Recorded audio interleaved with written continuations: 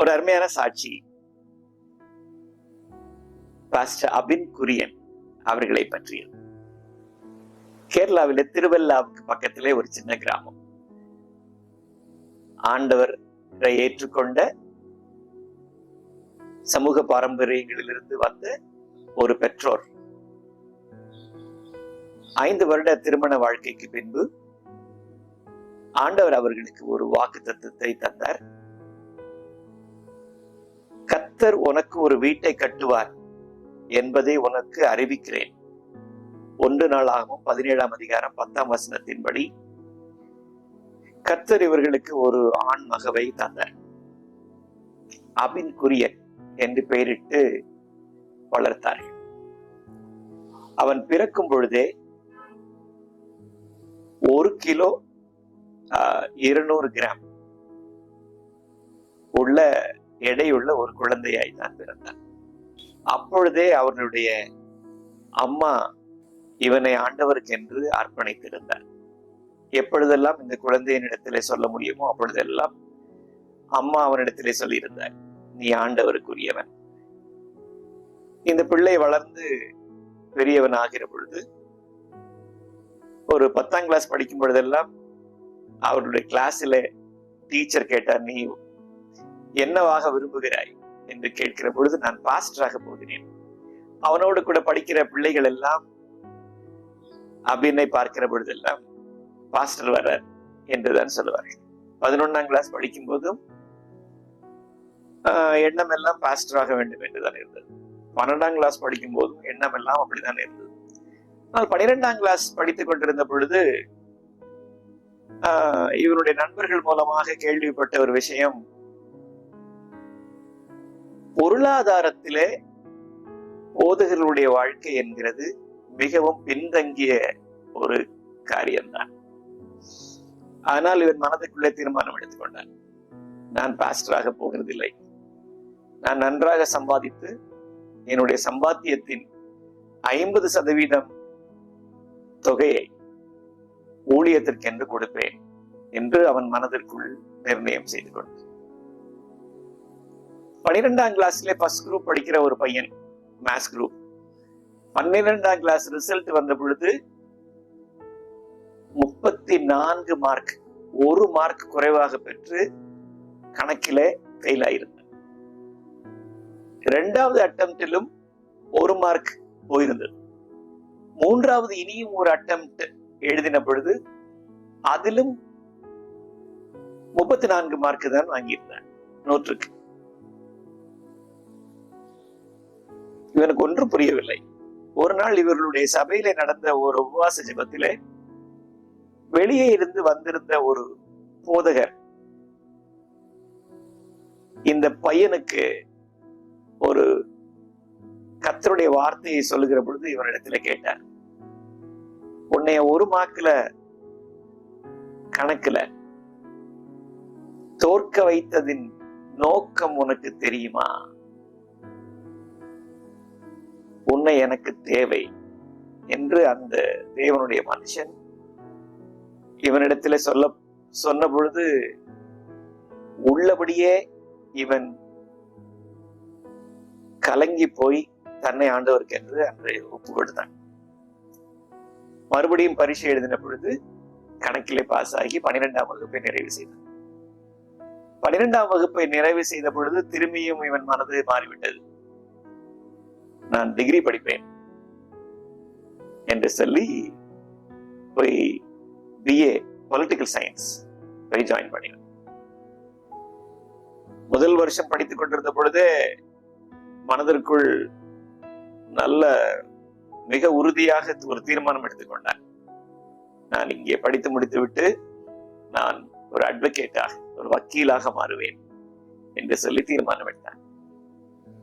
2ஆம் வருடம் படிக்கிற பொழுது கூட படித்த மற்ற நண்பர்களோடு கூட சேர்ந்து அரசியலில் தீவிர ஆர்வம் காட்டி எல்லா மாணவர் இயக்கங்களிலும் தன்னை ஒரு மிகப்பெரிய தலைவராக தன்னை முன்னிறுத்துவதற்கு அவனுக்கு வாய்ப்புகள் வந்து அதில் மிகவும் தீவிரமாக மாறிவிட்டான். அரசியல் திங்கள் முதல் வெள்ளிக்கிழமை வரை பள்ளிக்கூடத்தில் இருக்கிற நாட்கள் அரசியலில் மிக தீவிரமாகும். சனி ஞாயிறு ஆகிய 2 நாட்களிலும் சபையில் மிகவும் செயல்படும் ஒரு அங்கத்தினராகவும் காணப்பட்டார். ஒரு நாளிலே சபையிலே ஆராதனை நடத்தி கொண்டிருந்த பொழுது திடீரென்று அவனுடைய வலது காலிலே ஒரு தாங்க முடியாத வேதனை வந்து ஒரு மரம் வேரற்று கீழே விழுகிறது போல கீழே சாய்ந்து விட்டார். சபையில் இருந்தவர்கள் உடனே இவனை ஒரு மருத்துவமனைக்கு ஒரு பஸ்ஸிலே ஏற்றி கொண்டு போய் காண்பித்தார்கள். காண்பித்த பொழுது டாக்டர் சொன்னார், இவனுடைய தண்டு வடத்திலே வீக்கம் ஏற்பட்டிருக்கிறது, டிஸ்க் பல்ஜிங் ஏற்பட்டிருக்கிறது. அதனால் கால்களுக்கு வருகிற நரம்புகள் அழுத்தப்பட்டிருக்கிறது. அதனால்தான் இந்த வேதனை என்று சொல்லி டாக்டர்கள் இவனுடைய கால் வேதனைக்கான காரணத்தை கண்டுபிடித்தார்கள். ஒரு செகண்ட் ஒப்பீனியனுக்கு இவர்களை இந்த பையனை கோட்டயத்தில் இருக்கிற மெடிக்கல் காலேஜுக்கு கொண்டு வந்தார்கள். கோட்டை மெடிக்கல் காலேஜில் இவனை ஆராய்ந்து பார்த்துவிட்டு ஒரு எம்ஆர்ஐ செய்தார்கள். எம்ஆர்ஐ செய்த பொழுது கண்டுபிடித்த காரியம் என்னவென்றால், தண்டுவடத்தில் இருக்கிற L2, L3, L4 முற்றிலுமாக சேதமடைந்திருக்கிறது, ஓட்டையாகி இருக்கிறது. It became porous. டாக்டர்கள் சொன்னார்கள், இந்த 3 எலும்பையும் எடுத்துவிட்டு அதற்கு பதில் உனக்கு ஸ்டீல்ல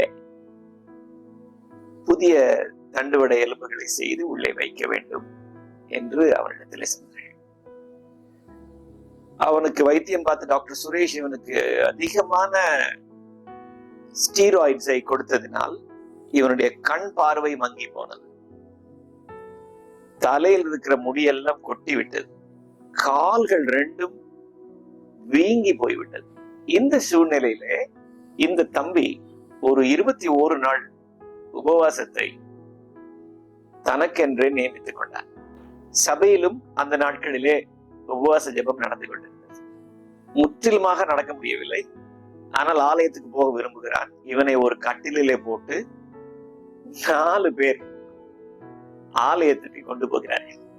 இவனை பார்க்கிறதற்கு நிறைய பேர் வருகிறார்கள். வருகிற பொழுது அந்த ஊர்ல இருக்கிறவர்கள் இவங்க வீட்டுக்கு அட்ரஸ் சொல்றது, அந்த கால் தளர்ந்து போன பையன் வீடு தானே என்று சொல்லி எல்லாம் இவனை பற்றி கேட்கிறார். மிகவும் இளம் வயதில 14 நாட்கள் ஆன பொழுது உபவாசமும் நடந்து கொண்டிருக்கிறது, வலி தாங்க முடியவில்லை, கூடி கூடி வந்து கொண்டிருக்கிறது. 14வது நாள் ஒரு தீர்க்க தரிசனமாக ஒரு வசனம் இவனுக்கு உரைக்கப்படுகிறது. அந்த சபையில வந்த ஒரு பிரசங்கம் செய்ய வந்த ஒரு போதகர் இந்த வார்த்தையை பற்றி அவனிடத்துல பேசுகிறார். மத்தேயு 12ஆம் அதிகாரம் 18ஆம் வசனத்திலிருந்து 20ஆம் வசனம் வரைக்கும்.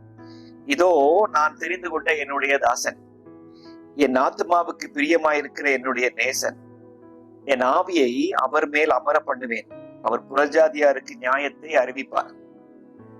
அவர் நியாயத்திற்கு ஜெயம் கிடைக்க பண்ணும் வரைக்கும் நெறிந்த நாணலை முறியாமலும் மங்கி எரிகிற திரியை அணைக்காமலும் இருப்பார் என்கிற வேத வசனத்தை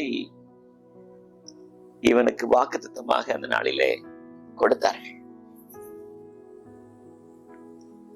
19ஆம் நாள், உபவாசத்தினுடைய 19வது நாள், ஆலயத்தில இவனை ஒரு கட்டிலே கிடத்தி இருக்கிறார்கள். அப்பொழுது ஒரு சத்தம் கேட்கிறது, இவன் காதுக்குள் ஒரு சத்தம் கேட்கிறது. முற்றிலும் முடியாதவராக தளர்ந்து போயிருக்கிற ஒரு நபர் அங்கே தரையில உட்கார்ந்து இருக்கிறார். நீ போய் அவரை தூக்கிவிடு என்று சொல்கிற ஒரு சத்தம் இவர் காதுக்குள் கேட்கிறது, அபினுடைய காதுக்குள் கேட்கிறது. பிசாசு பேசி கேலி செய்கிறான் என்று தன் மனதிற்குள்ளே நினைத்துக் கொண்டு 2 முறை அந்த சத்தம் கேட்டது. அப்பாலே போ சாத்தானே, போ பிசாசை என்று 2 முறையும் இவன் கடிந்து கொண்டான். ஆனால் 3வது முறை அந்த சத்தம் இவன் காதுக்குள் கேட்டது. இவன் படுத்திருந்த கட்டில் அதிர்ந்தது. மற்றவர்கள் எல்லாம் தேவனை பாடி ஆராதித்து துதித்துக் கொண்டிருக்கிறார்கள். இவனுக்கு என்ன நடக்கிறது என்று மற்ற ஒருவருக்கும் தெரியவில்லை. இவன் கட்டிலில் இருந்து எழுப்பி அந்த முற்றிலும் தளர்ந்து போனவரை மேல் அவருடைய கால்களிலே இவன் கைகளை வைத்த பொழுது அவர் இவன் கைகளை பிடித்து எழுந்து விட்டார். 2 பேருக்கும் ஒரே சமயத்திலே சுகம். கர்த்தர் அந்த நாளிலே பெரிய அற்புதத்தை அவருக்கு செய்தார்.